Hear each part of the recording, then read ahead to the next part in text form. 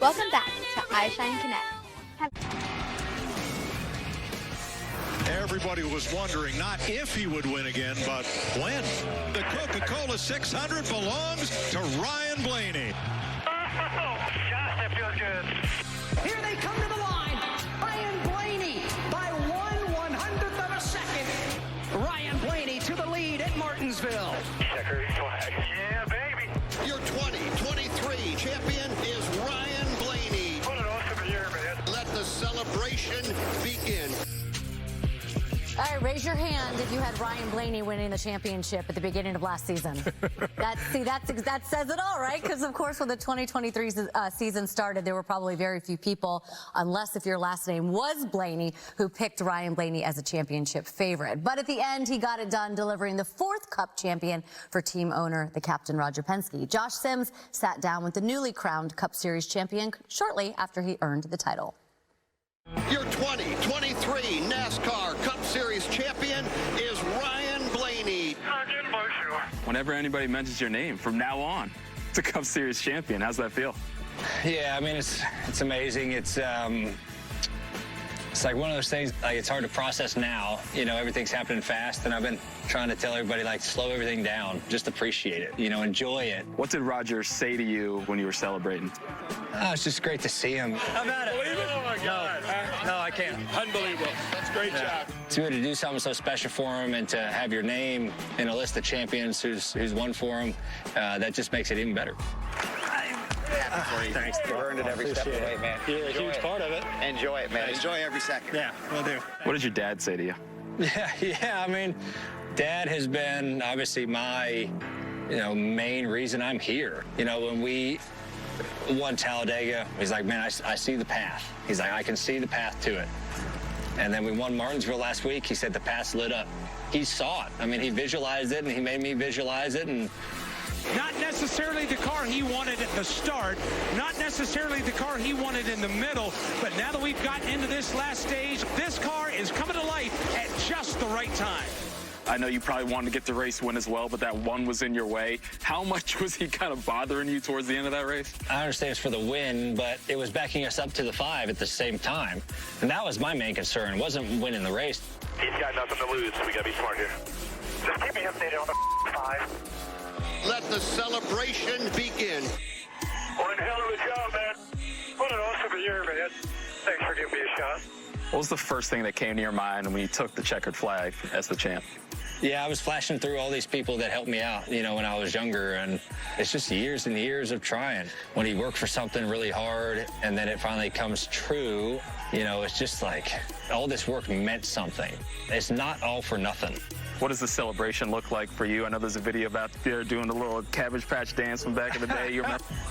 I don't know. I was in an island in Turks and Caicos when I did that. I don't expect to go to an island anytime soon, but I do know if not all of our heads are hurting tomorrow morning, I'm going to be disappointed.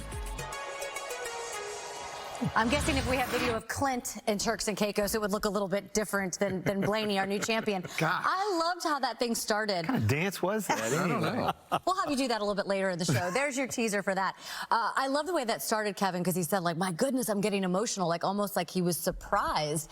How much did your life change after you won that championship? Well, it's not a surprise anymore, and I think that's really the thing that comes out of this is the fact that Ryan Blaney knows he can win a championship, and he didn't luck into it by just pointing his way into it. They won races, getting themselves to the championship race, and then beat the other 3 guys fair and square. So that confidence for him is really the thing that I'm looking forward to seeing, because now I think he knows he can do it. He can develop into an even better leader than he probably was, and now he doesn't have to question anything that he does because he's the champ.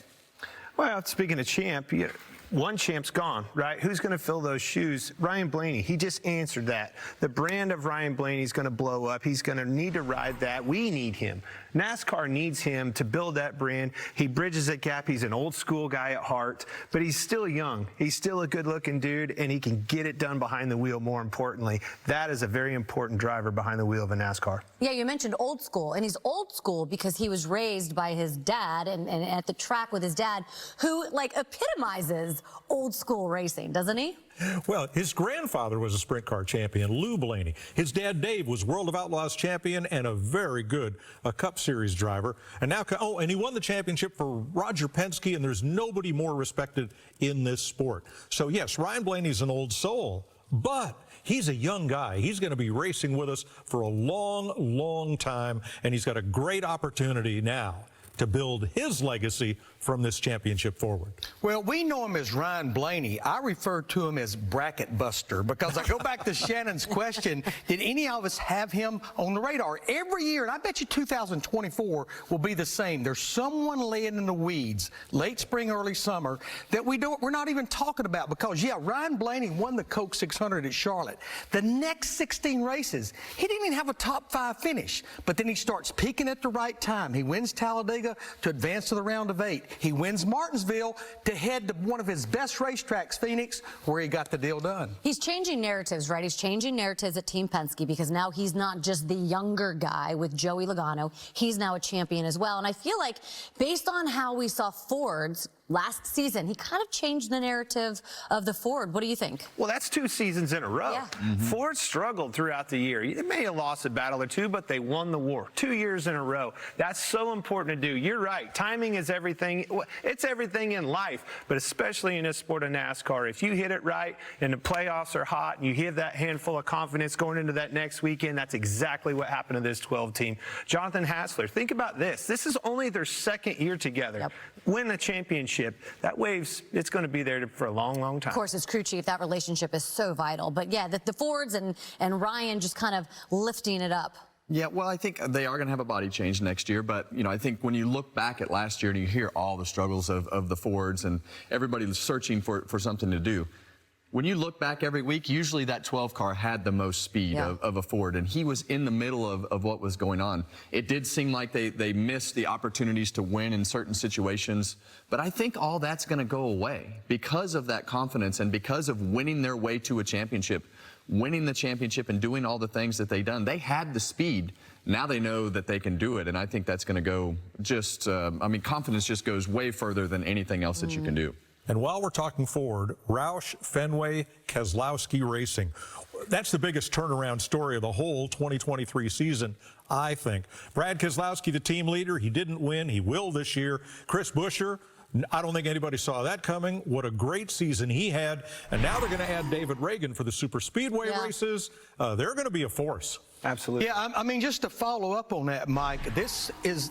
We're just coming off the 2nd year with Roush Fenway Keselowski Racing, with Brad Keselowski moving over there. You go back to 2022, yeah, Chris Buescher won a race that was in the playoffs. He was not a part of the playoffs.